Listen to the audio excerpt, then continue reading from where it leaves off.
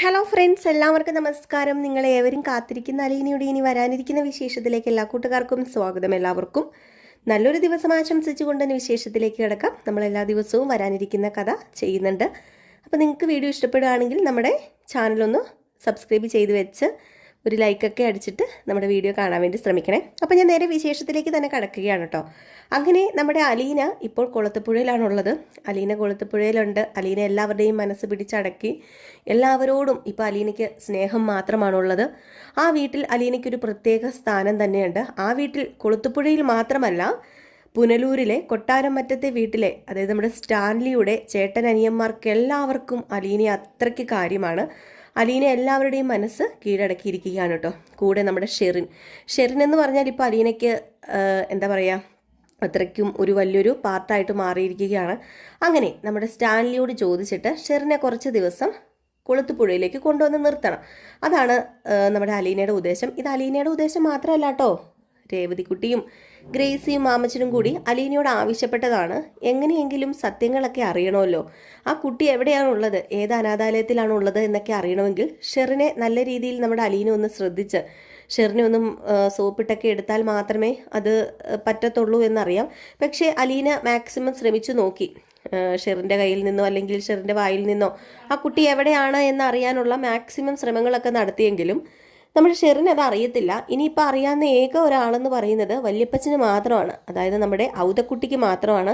ഔതക്കുട്ടിക്ക് അറിയാം ആ കുട്ടി എവിടെയാണ് താമസിക്കുന്നത്, ആ കുട്ടി ഇപ്പോൾ എവിടെയാണുള്ളത്, ഏത് ഓഫനേജിലാണുള്ളതെന്നൊക്കെ ഔതക്കുട്ടിക്ക് മാത്രമേ അറിയത്തുള്ളൂ. അപ്പോൾ ഔതക്കുട്ടിയെ കൊണ്ട് എങ്ങനെയെങ്കിലും സത്യം പറയിപ്പിക്കാമോ എന്നാണ് ഇനിയിപ്പം നമ്മുടെ അലീന ശ്രമിക്കുന്നത്.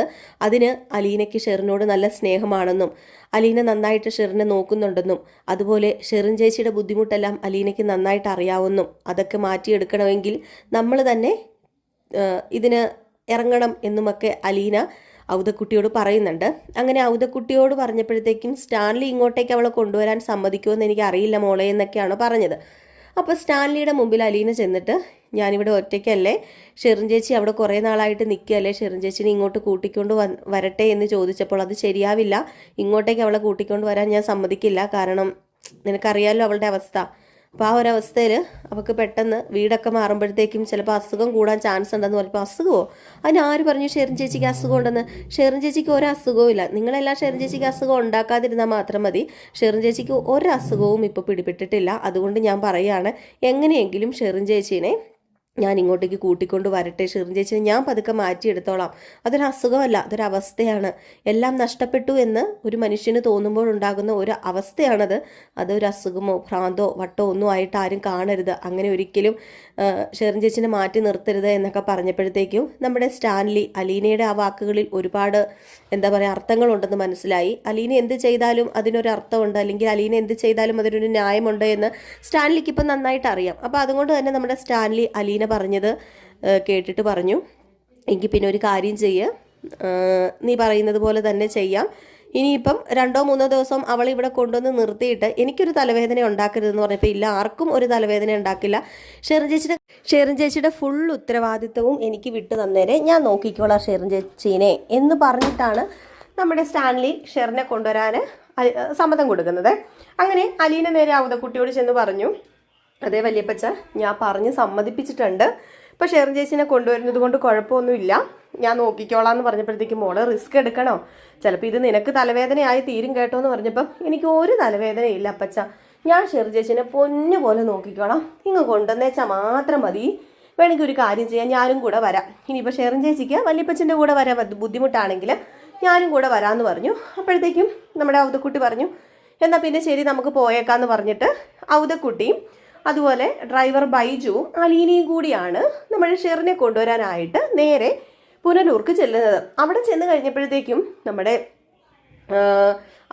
ഔതക്കുട്ടിയുടെ മരുമകൾ പറയുന്നുണ്ട്, വേണ്ട, നിനക്ക് റിസ്ക് ആയിരിക്കും അലീനെ, നീ കൊണ്ടുപോകണ്ട എന്ന് പറയുന്നുണ്ട്. പക്ഷെ ഇതൊക്കെ പറഞ്ഞിട്ടും ഞാൻ ആ റിസ്ക് ഏറ്റെടുക്കാൻ തയ്യാറാണ് ആൻറ്റി, ഞാൻ കൊണ്ടുപോയിക്കോളാം, എനിക്ക് കുഴപ്പമില്ല, ഞാൻ നോക്കിക്കോളാം എന്നൊക്കെ പറഞ്ഞു. അങ്ങനെ ഷെറിനെ തയ്യാറാക്കി ഷെറിനെ നല്ല ഡ്രസ്സൊക്കെ ഇടിയിപ്പിച്ചിട്ട് നമ്മുടെ അലീന ഷെറിൻ്റെ കൈ പിടിച്ച്, ഷെറിൻ്റെ കയ്യിൽ അപ്പോഴും ഒരു പാവക്കുട്ടി ഉണ്ട് കേട്ടോ, ഇതെൻ്റെ മോളുടെ പാവക്കുട്ടിയാണെന്ന് പറഞ്ഞൊരു പാവക്കുട്ടിയൊക്കെ അപ്പോഴും ഷെറിൻ കൈ പിടിച്ചിട്ടുണ്ട്. അപ്പോൾ അതും കൂടെ ഒക്കെ പിടിച്ചുകൊണ്ട് എന്ത് ചെയ്തു, നമ്മുടെ ഷെറിൻ വണ്ടിയിൽ കയറി നേരെ വരികയാണ് കൊളുത്തുപുഴയിലേക്ക്, ഏതെങ്കിലും കൊളുത്തുപുഴയിൽ നമ്മുടെ ഷെറിനെത്തി. അവിടെ വേറൊരു റൂമിലും അല്ല, ഒരു സെപ്പറേറ്റ് ആയിട്ടൊരു റൂമോ ഒന്നും കൊടുത്തില്ല. ഷെറിൻ ചേച്ചി എൻ്റെ കൂടെ എൻ്റെ റൂമിൽ കഴിഞ്ഞോളും എന്ന് പറഞ്ഞ് നമ്മുടെ അലീന ഷെറിനെ ആ റൂമിൽ കിടത്തുകയാണ് ചെയ്തത്. അങ്ങനെ നമ്മുടെ അലീന ഓരോ കാര്യങ്ങളൊക്കെ ഷെറിനോട് ചോദിച്ചറിയാനും ഷെറിൻ്റെ ഓരോ മാറ്റങ്ങൾ കാണുമ്പോൾ പ്രത്യേകിച്ചും ഔദക്കുട്ടിക്കും സ്റ്റാൻലിക്കൊക്കെ അറിയാനായിട്ട് സാധിക്കുന്നുണ്ട്. ഷെറിന് ഒരുപാട് മാറ്റം സംഭവിച്ചിട്ടുണ്ട്. ഷെറിൻ പഴയ ആ ഒരു ഷെറിനായിട്ട് മാറി, ഏകദേശം ആ ഒരു രീതിയിൽ വന്നിട്ടുണ്ട്. അലീന അങ്ങനെ മാറ്റിയെടുത്തിട്ടുണ്ട്, ഒന്നിനും വയലൻ്റ് ആകാതെ. അല്ലെങ്കിൽ എന്തെങ്കിലും കാര്യത്തിന് നമ്മുടെ ഷെറിൻ ഭയങ്കരമായിട്ട് വയലൻ്റ് ആകുന്ന ഒരാളായിരുന്നല്ലോ. അപ്പോൾ വയലൻ്റ് ഒന്നും ആകാതെ നമ്മുടെ അലീന പറയുന്നത് കേട്ട്, അലീന പറയുന്നത് അനുസരിച്ച് ഷെറിൻ അവിടെ ഇങ്ങനെ നിൽക്കുകയാണ്. അപ്പം ആ ഒരു സമയത്താണ് അലീന ഒരുപാട് കാര്യങ്ങളൊക്കെ ചോദിച്ചറിയാൻ ശ്രമിച്ചത്. പക്ഷേ ഷെറിന് കാര്യങ്ങളൊന്നും അറിയില്ല. എനിക്കൊരു കുഞ്ഞുണ്ടായിരുന്നു, എൻ്റെ കുഞ്ഞിനെ എവിടെയാണ്, എൻ്റെ കുഞ്ഞിനെ കണ്ടില്ല, എൻ്റെ കുഞ്ഞിനെ ആരോ തട്ടിക്കൊണ്ട് പോയി, എൻ്റെ കുഞ്ഞിനെ കണ്ടില്ല എന്ന് മാത്രമേ ഷെറിന് അറിയത്തുള്ളൂ. ആ കുഞ്ഞ് എവിടെയാണെന്നോ ഒന്നും അറിയില്ല. ഏതായാലും നമ്മുടെ അലീന എന്ത് ചെയ്തു, ഔദക്കുട്ടിയോട് സംസാരിക്കുകയാണ് ഷെറിനെ കുറിച്ച്. അങ്ങനെ ഔദക്കുട്ടിയോട് ഓരോരോ കാര്യങ്ങളൊക്കെ പറഞ്ഞുകൊണ്ടിരിക്കുന്നതിൻ്റെ ഇടയ്ക്ക് വല്യപ്പച്ചൻ്റെ സങ്കടം എനിക്ക് മനസ്സിലാകും. വല്യപ്പച്ചനൊരു തീരാ ദുഃഖം ഇപ്പോഴും മനസ്സിൽ ഏറിക്കൊണ്ടാണ് നടക്കുന്നതെന്ന് എനിക്കറിയാം. ഷെറിൻ ചേച്ചി ഒരു വലിയൊരു ദുഃഖം തന്നെയാണ് വല്യപ്പച്ചൻ എന്ന് പറഞ്ഞപ്പോഴത്തേക്കും. അത് പറഞ്ഞപ്പോൾ തന്നെ നമ്മുടെ വല്യപ്പച്ചൻ്റെ ഔദക്കുട്ടിയുടെ കണ്ണുകളൊക്കെ നിറയാൻ തുടങ്ങി. അറിയാതെ ഔദക്കുട്ടി തന്നെ അറിയാതെ എന്തൊക്കെയോ അലീനയോട് ഔദക്കുട്ടി തന്നെ പറയാൻ തുടങ്ങി. എൻ്റെ മോളുടെ ഒരു അവസ്ഥ, എൻ്റെ മോളുടെ അവസ്ഥയ്ക്ക് ആ കാരണക്കാരൻ ഞാൻ തന്നെയാണ്, എൻ്റെ മോളുടെ അവസ്ഥയ്ക്ക് കാരണക്കാരൻ ഞാൻ തന്നെയാണ്. ഒരുപക്ഷെ എൻ്റെ മോൾ ഇങ്ങനെയൊന്നും ആവില്ലായിരുന്നു. പക്ഷേ കുടുംബത്തിൻ്റെ നാണക്കേടും കുടുംബത്തിൻ്റെ ആത്മാഭിമാനവും ഒക്കെ നോക്കിയത് കൊണ്ടാണ് എൻ്റെ മോൾക്ക് ഇപ്പോൾ ഈ ഒരു അവസ്ഥ, ഇപ്പോൾ ഈ ഒരു ഗതികേട് വന്നിരിക്കുന്നത്. പക്ഷേ എനിക്ക് എന്ത് ചെയ്യാനാകും, ഞാനൊരു നിസ്സഹായനാണല്ലോ. എൻ്റെ കാര്യം മാത്രം നോക്കിയാൽ പോരല്ലോ, എല്ലാ മക്കളുടെയും, ഷെറിൻ്റെ കാര്യം മാത്രം എല്ലാ മക്കളുടെയും കാര്യം ഞാൻ നോക്കണ്ടേ. എല്ലാവർക്കും ഷെറിനൊരു ബാധ്യതയാകാതിരിക്കണം. ഷെറിനൊരു ബാധ്യതയാകാതിരിക്കാൻ വേണ്ടിയാണ് ഞാൻ അവളെ വിവാഹം കഴിപ്പിച്ചു കൊടുത്തതും വിവാഹം കഴിപ്പിച്ചയച്ചതും.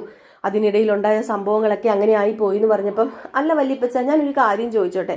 വല്യപ്പച്ചനെങ്കിലേ എന്നോട് ഞാൻ ചോദിക്കുന്നതിന് വല്യപ്പച്ചൻ എനിക്ക് ആൻസർ തരാൻ പറ്റുമോ? ഞാനൊരു കാര്യം ചോദിച്ചോട്ടെ, നമുക്ക് ഇതിനൊക്കെ ഒരു പരിഹാരം ഉണ്ടാക്കാന്നേ. എന്തിനാ, പരിഹാരമില്ലാത്ത പ്രശ്നങ്ങളുണ്ടോ വല്യപ്പച്ച? ഞാൻ വല്യപ്പച്ചന് പരിഹാരം ഉണ്ടാക്കി തരാമെന്ന് പറഞ്ഞപ്പോൾ പറഞ്ഞു, എന്ത് പരിഹാരമാണ് മോളെ ഇതിനുള്ളത്? ഇതിനാകെ ഒരേ ഒരു പരിഹാരമുള്ളൂ, ടോണി വന്ന് ഇവളെ കൂട്ടിക്കൊണ്ട് പോവുക, അവർ സമാധാനത്തോടു കൂടി ജീവിക്കുക എന്നതേ ഉള്ളൂ. പക്ഷേ ടോണി അവളെ കൂട്ടിക്കൊണ്ട് പോകാൻ തയ്യാറല്ലല്ലോ എന്ന് പറഞ്ഞപ്പോഴത്തേക്കും, അങ്ങനെ ടോണി അങ്കിൾ കൂട്ടിക്കൊണ്ട് പോകാൻ തയ്യാറായി കഴിഞ്ഞാൽ ഷെറിൻ ചേച്ചീനെ ടോണി അങ്കിളിൻ്റെ കൂടെ വിടുവോ? അങ്ങനെ ഒരു സാഹചര്യം ഉണ്ടായാൽ വിടുവോ എന്ന് ചോദിച്ചപ്പോഴത്തേക്കും, അത് വിടും, അവൻ പൂർണ്ണ മനസ്സോടു കൂടി എൻ്റെ മോളെ കൊണ്ടുപോയാൽ എനിക്ക് സന്തോഷമല്ലേ ഉള്ളൂ, ഞാൻ തീർച്ചയായിട്ടും അവളെ വിടും എന്നിങ്ങനെ പറയുകയാണ്. അപ്പോൾ ഇത് കേട്ട് കഴിഞ്ഞപ്പോഴത്തേക്കും നമ്മുടെ അലീന പറഞ്ഞു, എന്നാൽ പിന്നെ ഞാൻ പറയുന്ന അപ്പച്ചൻ ശ്രദ്ധിച്ച് കേൾക്കണം. അപ്പച്ചൻ്റെ മോളുടെ ജീവിതം തിരിച്ചു പിടിക്കണമെങ്കിൽ അപ്പച്ചൻ്റെ മോൾക്ക് നഷ്ടപ്പെട്ടത് എന്താണോ അത് അപ്പച്ചൻ്റെ മോൾക്ക് കിട്ടണം. എന്താ മാത്രമേ വല്യപ്പച്ചൻ്റെ മോളുടെ ജീവിതം തിരിച്ചു പിടിക്കാനായിട്ട് സാധിക്കുകയുള്ളൂ. വല്യപ്പച്ചൻ ജീവിച്ചിരിക്കുമ്പോഴല്ലേ ഇതൊക്കെ നമുക്ക് മക്കൾക്ക് വേണ്ടി നേടിയെടുത്ത് കൊടുക്കാൻ പറ്റത്തുള്ളൂ. വല്യപ്പച്ചൻ ഒരു കാര്യം ഓർത്തു നോക്കിയാൽ, വല്യപ്പച്ചൻ ഇപ്പം പ്രായമായി. ഇനി വല്യപ്പച്ചൻ നല്ല രീതിയിൽ മോളുടെ കാര്യം നോക്കിയില്ലെങ്കിൽ, വല്യപ്പച്ചനും കൂടി ഇവിടെ നിന്ന് പോയി കഴിഞ്ഞിട്ടുണ്ടെങ്കിൽ ബാക്കിയുള്ളവർ ഷെറിൻ ചേച്ചിയുടെ കാര്യം നോക്കുമോ? ഒരിക്കലുമില്ല. അതാണ്, എനിക്ക് കുറച്ച് കാര്യങ്ങളൊക്കെ അറിയാം, ഞാനത് വല്യപ്പച്ചനോട് ചോദിക്കാം, അതിനുള്ള ആൻസറാണ് എനിക്ക് വല്യപ്പച്ചൻ തരേണ്ടത്. വല്യപ്പച്ച, ഷെറിൻ ചേച്ചിയുടെ കല്യാണത്തിന് മുമ്പ് ഷെറിൻ ചേച്ചിക്ക് ഒരു റിലേഷൻ ഉണ്ടായിരുന്നല്ലോ, ആ റിലേഷനിൽ ഷെറിൻ ചേച്ചിക്ക് ഒരു കുട്ടി ഉണ്ടായിരുന്നു. ആ കുട്ടി എവിടെയാണെന്ന് എനിക്ക് അറിയണമെന്ന്. ഇത് കേട്ടതും നമ്മുടെ ഔദക്കുട്ടി അങ്ങ് ഞെട്ടിപ്പോയിട്ടോ. പെട്ടെന്ന് മുഖഭാവമൊക്കെ അങ്ങ് മാറി, മുഖമൊക്കെ അങ്ങ് ചുമന്ന് തൊടുത്ത് അങ്ങ് പെട്ടെന്ന് എണീറ്റിട്ട് കണ്ണുകളൊക്കെ ഉരുട്ടിട്ട്, നീ എന്താടി പറയുന്നത്? നീ എന്താ പൊട്ടത്തരമാടി വിളിച്ച് പറയുന്നത്? നീ പറയുന്നത് ഒന്നും ശരിയല്ല, എൻ്റെ മോൾക്ക് അങ്ങനെ ഒരു ബന്ധമില്ല, എൻ്റെ മോൾക്ക് അങ്ങനെ ഒരു കുട്ടിയില്ല എന്നൊക്കെ പറഞ്ഞ് വയലൻ്റായി. ഇത് ഞാൻ സമ്മതിക്കത്തില്ല, ഇതങ്ങനെയൊന്നും അല്ല, നീ എന്നോട് കൂടുതൽ സംസാരിക്കണ്ട. അപ്പം നീ എൻ്റെ മോളെ വിളിച്ചു വരുത്തിയെല്ലാം എൻ്റെ മോളുടെ മനസ്സ് പിടിച്ചു പറ്റിയിട്ട്, എൻ്റെ മോളുടെ മനസ്സിൽ കയറിയിട്ട് എൻ്റെ മോളെ നീ ഇങ്ങനെയാക്കി തീർക്കാൻ വേണ്ടി അല്ലടി എന്നൊക്കെ പറഞ്ഞുകൊണ്ട് ഒരു ബന്ധമില്ലാത്ത കാര്യങ്ങൾ അങ്ങ് ഔദക്കുട്ടിയുടെ സ്വഭാവം അങ്ങ് മാറിപ്പോയപ്പോഴത്തേക്കും വല്യപ്പച്ചൻ എന്താ ഈ പറയുന്നത്? ഒരിക്കലും വല്യപ്പച്ചൻ ഉദ്ദേശിക്കുന്നത് പോലെ ഞാൻ ഷെറിൻ ചേച്ചിയുടെ ജീവിതം തകർക്കാൻ വേണ്ടിയല്ല. ഷെറിൻ ചേച്ചിയുടെ ജീവിതവും അതുപോലെ തന്നെ ഒരു കാര്യം ഓർക്കണം, ഞാനൊരു അനാഥയായത് എങ്ങനെയാണെന്ന് വല്യപ്പച്ചൻ അറിയാമോ? വല്യപ്പച്ചൻ്റെ മോനും അതുപോലെ എൻ്റെ അമ്മയും കൂടെ ചേർന്നാണ് എന്നെ അനാഥയാക്കിയത്. അതിൽ ഒരു പാർട്ടായിട്ടുണ്ട് വല്യപ്പച്ചനും അതുപോലെ ബാക്കി എല്ലാവരും അതിലൊരു പാർട്ടായിട്ടുണ്ട്. ആ ഒരു അനാഥയായിരുന്നു ഞാൻ. അതുപോലെ ഒരു കുഞ്ഞും അനാഥയാകരുത്, ഒരു കുഞ്ഞും ആ ഒരു വേദനയോട് കൂടി വളരരുത് എന്ന് ആഗ്രഹിക്കുന്നത് കൊണ്ടാണ് ഞാൻ പറയുന്നത്. ഇപ്പോൾ ആ കുട്ടിക്ക് 3-4 വയസ്സല്ലേ ഉള്ളൂ. ആ കുട്ടിയെ നമുക്ക് തിരിച്ചെടുക്കാൻ പറ്റിയെങ്കിൽ എന്ന് പറഞ്ഞപ്പോൾ നിർത്തടി, ഇനി നീ ഒരു അക്ഷരം മിണ്ടിപ്പോവരുത്, നീ ഇനി ആരെക്കുറിച്ചും എന്നോട് പറയണ്ട, നീ എന്നോട് ഇനി സംസാരിക്കുകയും വേണ്ട എന്നൊക്കെ പറഞ്ഞ് ദേഷ്യപ്പെട്ടിട്ട് നമ്മുടെ ഔദക്കുട്ടി അങ്ങ് ഇറങ്ങിപ്പോയി വാതിൽ അടച്ചിട്ട് ഷെറിനെ വലിച്ചോണ്ട് ഇവളെ ഞാൻ ഇന്ന് കൊണ്ടുപോയി, ഇവളെ ഇനി ഇവിടെ നിർത്തുന്നില്ല എന്ന് പറഞ്ഞു. സ്റ്റാൻലി പേടിച്ചു പോയി. സ്റ്റാൻലി എന്താ വല്യപ്പച്ച ഈ കാണിക്കുന്നത്, എന്താ അപ്പച്ച ഈ കാണിക്കുന്നതെന്ന് ചോദിച്ചപ്പോഴത്തേക്കും നിന്റെ മോൾ എന്നെ ഭരിക്കാൻ വരുന്നോ, അങ്ങനെയാ ഇങ്ങനെയാന്നൊക്കെ പറഞ്ഞിട്ട് ദേഷ്യം വന്നിട്ട് എന്ത് ചെയ്തു, നമ്മുടെ ഷെറിനെ വലിച്ച് കയറ്റി. ഷെറിന് അതിൻ്റെ ഇടയ്ക്ക് പറയുന്നുണ്ട്, ഞാൻ വരുന്നില്ല അപ്പച്ച, എന്തിനാ എന്നെ കൊണ്ടുപോകുന്നത്, അലീന ദേ എന്നെ കൊണ്ടുപോകുന്ന അലീന, ഞാൻ അങ്ങോട്ടേക്ക് പോകുന്നില്ല, എനിക്ക് അവിടെ ഇഷ്ടമല്ല എന്നൊക്കെ ഷെറിൻ പറയുന്നുണ്ടെങ്കിലും അതൊന്നും കേൾക്കാനോ ഒന്നും കൂട്ടാക്കാതെ നമ്മുടെ ഔദക്കുട്ടി ദേഷ്യം വന്ന് വലിച്ചെടുത്ത് വിറക്കിക്കൊണ്ട് നേരെ വണ്ടി കയറ്റി. എടുക്കടാ ബൈജു വണ്ടി എന്ന് പറഞ്ഞിട്ട്, വണ്ടി നിനക്ക് പറ്റത്തില്ലെങ്കിൽ എനിക്ക് ആരോഗ്യം ഉണ്ടടാ, എനിക്ക് ആരോഗ്യം ഉള്ളിടത്തോളം കാലം ആരുടെ ഒരു സഹായം ആവശ്യമില്ലടാ എന്ന് പറഞ്ഞ് വണ്ടി എടുത്തോണ്ട് ഒരൊറ്റ പറപ്പിയിലായിരുന്നു. സ്റ്റാൻലി എന്താ അലീന ഇതെന്ന് ചോദിച്ചു. നീയല്ലേ പറഞ്ഞത് ഇവിടെ ഒരു പ്രശ്നം ഉണ്ടാവില്ല, ഷെറിൻ വന്നു കഴിഞ്ഞാൽ ഒരു പ്രശ്നം ഉണ്ടാവില്ല, നീ നോക്കിക്കോളാം എന്ന് പറഞ്ഞിട്ട് എന്താ ഇതെന്ന് ചോദിച്ചപ്പോഴത്തേക്കും അത് പിന്നെ പപ്പ ഇതാ ഞാൻ പറഞ്ഞത്, വേണ്ടാത്ത കാര്യത്തിൽ ഇടപെടരുതെന്ന് പറഞ്ഞാൽ ഇടപെടരുത്, നീ എന്തിനാ ഇപ്പം ഈ കാര്യത്തിൽ ഇടപെട്ടത്, അത് പിന്നെ പപ്പ ഞാൻ പറയുന്നതൊന്ന് കേക്ക്, നീ ഒന്നും പറയണ്ട, ഇനി നീ ഞാൻ പറയുന്നതനുസരിച്ച് ഇവിടെ നിന്നാൽ മതി, ഇനി നീ കൂടുതൽ പറയുന്നതനുസരിച്ച് ഞാൻ നിൽക്കുന്നില്ല, അതുകൊണ്ടാണല്ലോ ഇപ്പം ഇതൊക്കെ സംഭവിച്ചത്, അതുകൊണ്ടാണല്ലോ ഇപ്പം വല്യപ്പച്ചനും മോളും തമ്മിൽ പിണങ്ങാൻ കാരണമായത് എന്നൊക്കെ പറഞ്ഞുകൊണ്ട് എന്ത് ചെയ്തു, നമ്മുടെ അലീനെ അങ്ങോട്ട് വല്ലാത്തൊരു അവസ്ഥയിലായിപ്പോയി. ഈ പറയുന്ന സ്റ്റാൻലിയും വല്യപ്പച്ചനും എല്ലാവരും കൂടെ അലീനെ അങ്ങനെ ആദ്യമായിട്ട് കുറ്റപ്പെടുത്തിയ ഒരു ഇതാണിത്. നേരെ അലീന രേവതിക്കുട്ടീനെ വിളിച്ച് കാര്യങ്ങളൊക്കെ പറയുകയാണ്.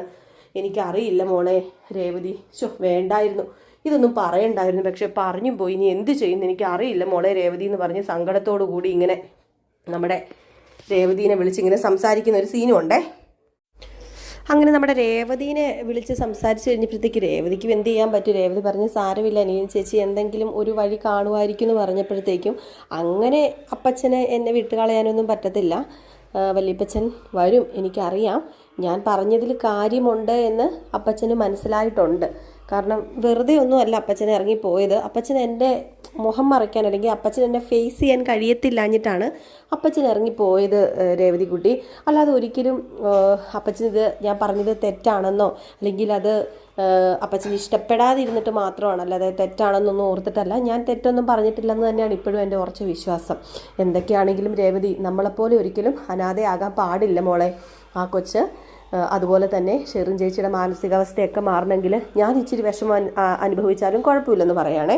അപ്പോൾ ഇതേ സമയം പിന്നെ കാണിക്കുന്ന സീനെന്ന് പറഞ്ഞിട്ടുള്ളത് നമ്മുടെ വൈജയാണ്.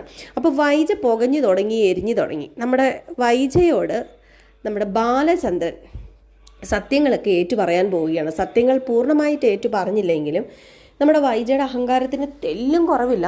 അഹങ്കാരത്തിന് കയ്യും കാലും മുളച്ചിട്ട് അങ്ങോട്ട് അവിടെ കിടന്നങ്ങോട്ട് ആർമാദിക്കുകയാണല്ലോ. നമ്മുടെ ബബിതയുടെയും കൃഷ്ണമോളുടെയും രോഹിത്തിൻ്റെയും ഒക്കെ പുറത്ത് കയറി കിടന്ന് നിരങ്ങാണ്. ആ വീട്ടിലെ ചിട്ടവട്ടങ്ങളെല്ലാം മാറ്റിയിട്ട് ഇപ്പം വൈജ എന്തോ ഭരിക്കുന്നത് മട്ടാണ്. അപ്പം സഹികെട്ട് ഈ അലീന പറയുന്നത് കൊണ്ട് തന്നെ നമ്മുടെ ബാലചന്ദ്രൻ കുറേയധികം ഒതുങ്ങി കൂടുന്നുണ്ട്. അപ്പം അലീനയ്ക്ക് ഏകദേശം കാര്യങ്ങളൊക്കെ അറിയാമല്ലോ.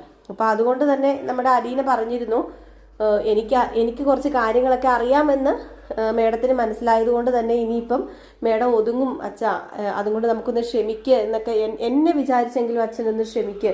ഞാൻ അച്ഛൻ്റെ കൂടെ ഇത്രയും ദിവസം നിന്നില്ലേ, ഇത്രയും നാൾ നിന്നില്ലേ, എൻ്റെ സ്വന്തം അച്ഛനെ പോലെ എൻ്റെ പപ്പയേക്കാൾ കൂടുതൽ ഞാൻ എൻ്റെ അച്ഛനെ സ്നേഹിക്കുന്നുണ്ടല്ലോ, അപ്പോൾ അതുകൊണ്ടാണ് പറയുന്നതെന്നൊക്കെ പറഞ്ഞിട്ടാണ് ഈ അലീനയല്ല നമ്മുടെ വൈജയോട് ബാലചന്ദ്രൻ കാര്യങ്ങളൊന്നും പറയാത്തത്. അപ്പോൾ അങ്ങനെ ക്ഷമിച്ചും സഹിച്ചുമൊക്കെ പോകുമായിരുന്നു. എന്തായാലും ഇടയ്ക്കിടയ്ക്കൊക്കെ നമ്മുടെ ബാലചന്ദ്രൻ നല്ല തട്ടൊക്കെ കൊടുക്കും കേട്ടോ. ഈ പറയുന്ന വൈജയ്ക്കിട്ട് തട്ടെന്ന് പറഞ്ഞാൽ ദേഹോപദ്രവമല്ല, വാക്കുകൾ കൊണ്ട് മുറിവ് ഏൽപ്പിക്കുമെങ്കിൽ പോലും കാര്യങ്ങളും സത്യങ്ങളും ഒന്നും നമ്മുടെ ബാലചന്ദ്രൻ അറിയാമെന്ന് അറിയില്ല. ഏതായാലും ബാലചന്ദ്രൻ മനുവിനോട് പറയുകയാണ്, ഇനിയിപ്പം ഇത് ഞാൻ മറച്ചു വെക്കുന്നില്ല മനു, കാരണം നിൻ്റെ ആൻറ്റി എക്സ്ട്രീം ലെവലിലെത്തി നിൽക്കുകയാണ്. അവൾ നിലത്തൊന്നും അല്ല, അവൾ അഹങ്കാരത്തിൻ്റെയും എന്താ പറയുക, അവളുടെ ആ ഒരു അഭിമാനവും ഒക്കെ മുറിവേൽക്കാതെ അവളെന്തോ വലിയ ആളാണെന്നും പറഞ്ഞുകൊണ്ട് അവൾ നടക്കുന്നുണ്ട്. പക്ഷേ ഇനി അത് വേണ്ട. കാരണം അവളുടെ നടപ്പ് മതി.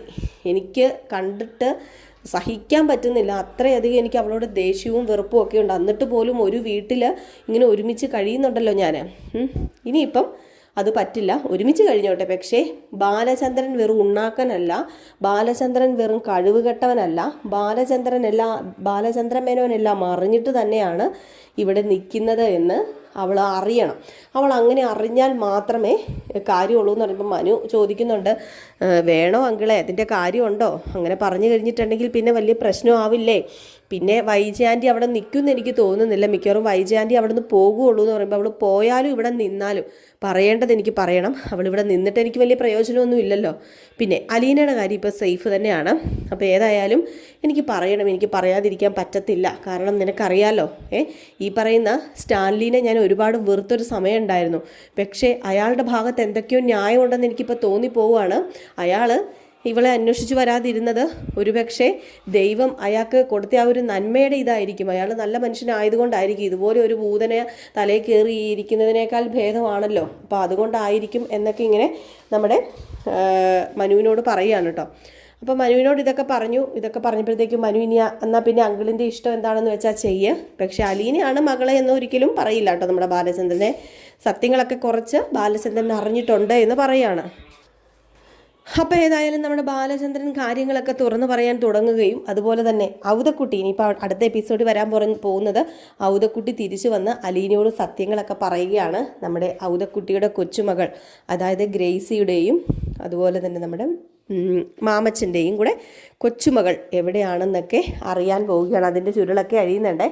അപ്പോൾ എല്ലാവരും കാത്തിരുന്ന് തന്നെ കാണുക കേട്ടോ. അടിപൊളി വിശേഷങ്ങളാണ് നമ്മൾ ഇന്ന് ഉച്ചയ്ക്ക് പ്രമോ വിശേഷമല്ല വരാനിരിക്കുന്ന അപ്കമിങ് വിശേഷം ചെയ്യുന്നുണ്ട്. അപ്പോൾ ലൈക്ക് ചെയ്യാനും ഹൈപ്പ് ചെയ്യാനൊന്നും മറക്കരുത്. നെക്സ്റ്റ് വീഡിയോ ആയിട്ട് കാണുന്നവരെല്ലാവർക്കും ടാറ്റാ ബൈ ബൈ. ഫേസ്ബുക്കിലാണ് കാണുന്നതെങ്കിൽ നമ്മുടെ പേജ് ഒന്ന് ഫോളോയും കൂടെ ചെയ്തേക്കണേ.